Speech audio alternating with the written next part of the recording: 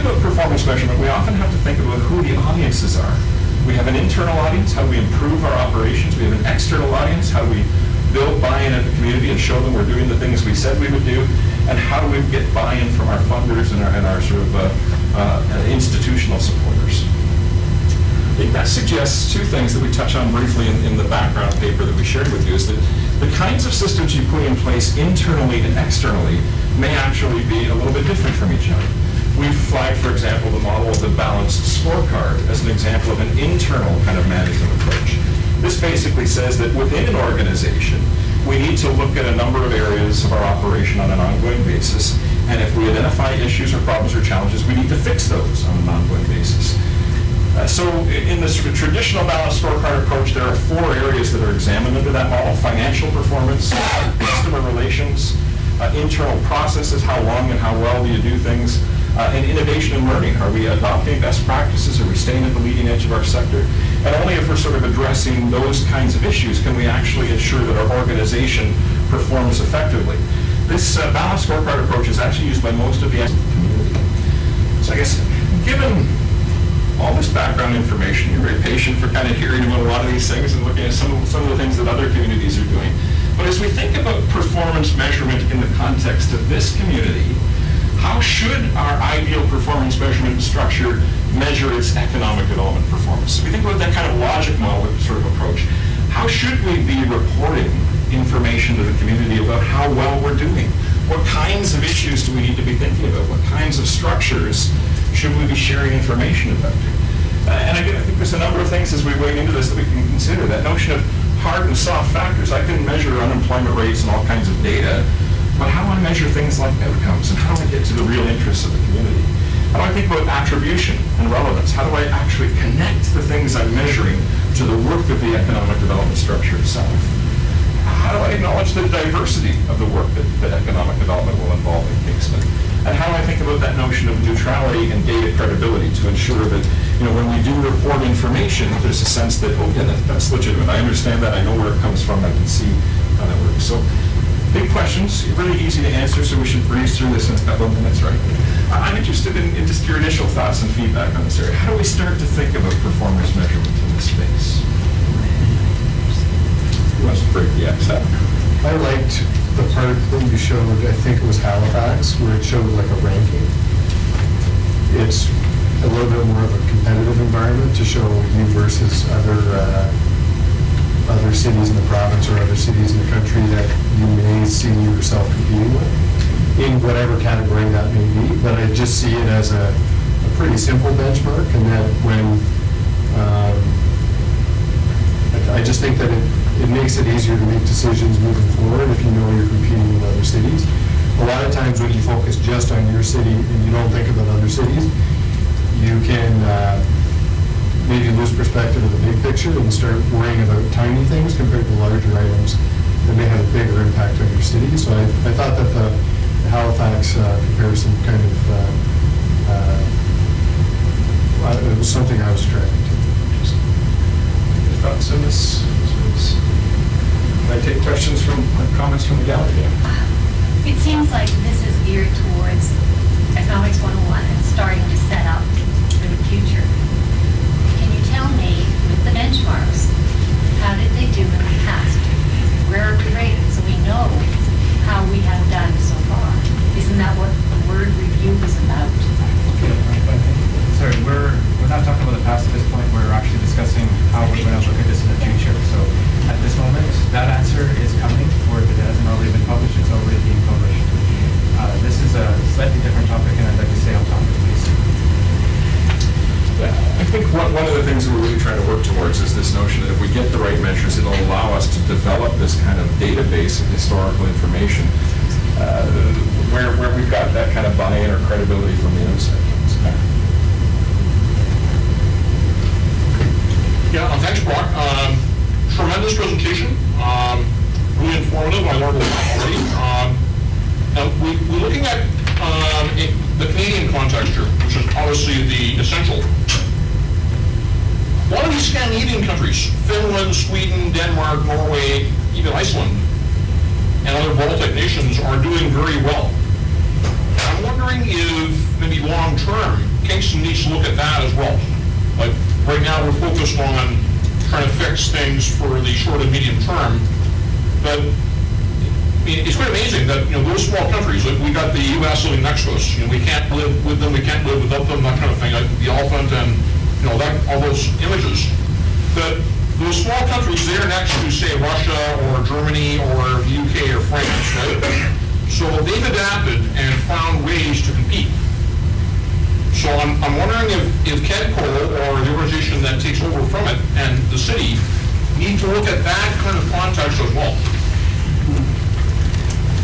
Yeah, really interesting comment. I've had the opportunity to do a lot of work in Finland over the last 15 years or so, and I do think that the Scandinavian model or approach to this is very different. I think it's interesting that one of your co-founders of Imagine Kingston, at least judging by his name, is of Finnish descent.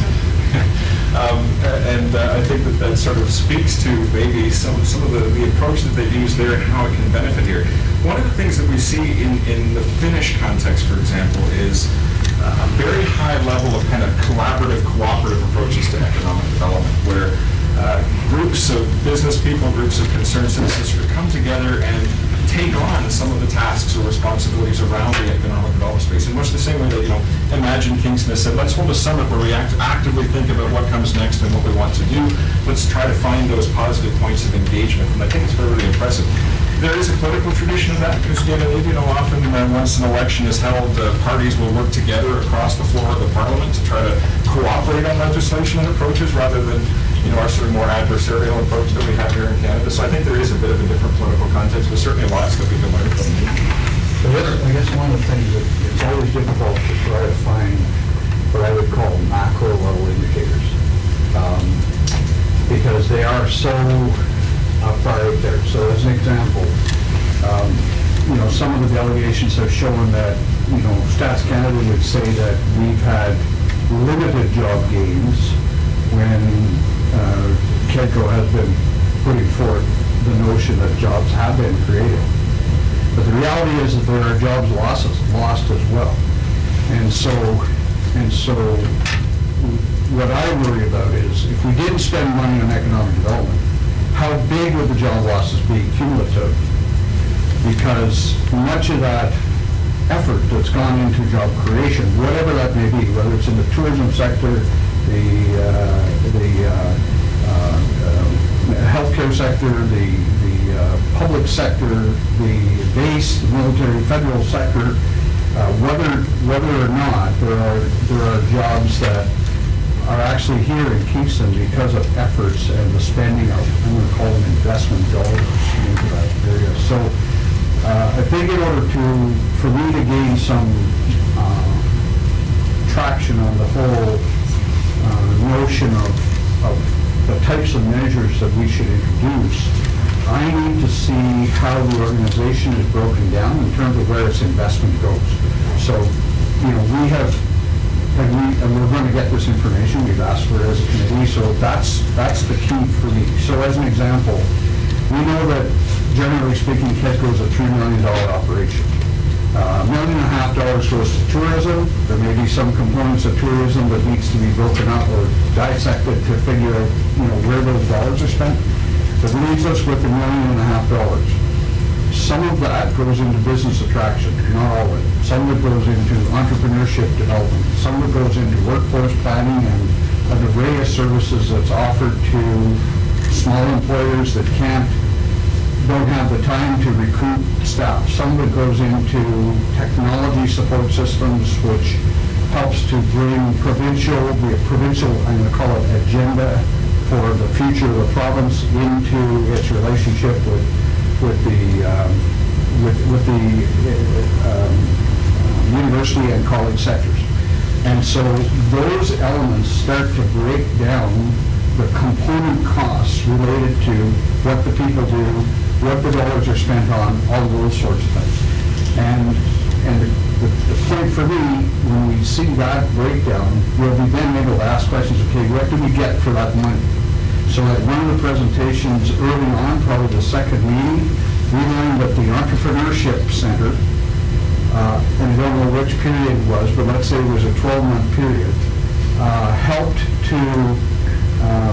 to grow 160, these are off the top of my head, 160 new small businesses. But those small businesses created employment for 264 workers. That's huge in terms of a developing economy, because we're not chasing smokestacks anymore. There are none to chase. We have to figure out how to leverage the talent and the energy and the investment that's already here in Kingston to be able to grow from the base out. So then the next question for me would be, well, if we didn't spend that money on entrepreneurship development, and I don't know what that is, how much it is at this point in time, but if we didn't spend that, is there another organization here in Kingston that would be prepared to spend that to support that element of our community? Or what would the risk of not creating those jobs? Would we be creating 40% of those jobs as opposed to the 100% we created? So those are the pieces, I think, for me, that help me to then contribute to the discussion around how could we measure. And I guess the other thing I would say is that economic development is a complex and a diverse situation. I mean, what goes on in Kingston is not what's going on in Guelph. And it's not because Guelph are doing something different. They just have a different economy. And so we have to be cognizant of that and tailor our resource investment into where we're going to get the biggest bang for the buck. So I guess that would be my input into the question. So I can extract maybe three ideas out of that may be worth a little more exploring. One is the notion of what do we measure and what does it actually mean? So we saw a little bit of that debate coming out of the presentations earlier. On the one hand, we have a report that says our investment attraction activities or our economic development activities helped to generate this many jobs in 2014. We've got a sort of a take from some StatsCan data that says, well, we didn't have that many jobs in 2014.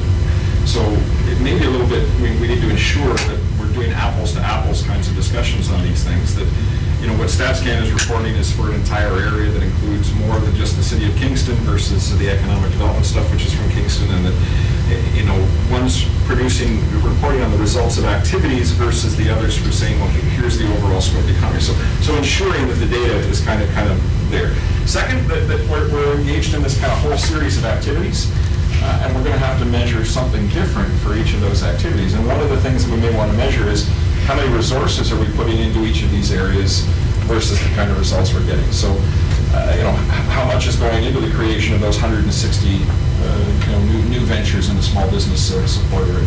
And I forgot what my third point was, but we'll use that as a launch for more discussion. Michael? Thank you. I think it might be helpful for us to consider actually reporting in two distinct ways. One is the hard facts of what the economy has delivered in our community. So then I'd be looking at employment, unemployment rates, I'd be looking at net tax growth or reduction. I'd be looking at those very finite financial statistics. Then I'd be looking at what the Economic Development Organization actually did and the impact of that. Because, if you go back to a year like 2008, it would be unrealistic for any community to expect to get net gains out of a year that just went off a cliff. So I think when we say how well are we performing, we've got to look at market reality as well as how we personally perform within that geography.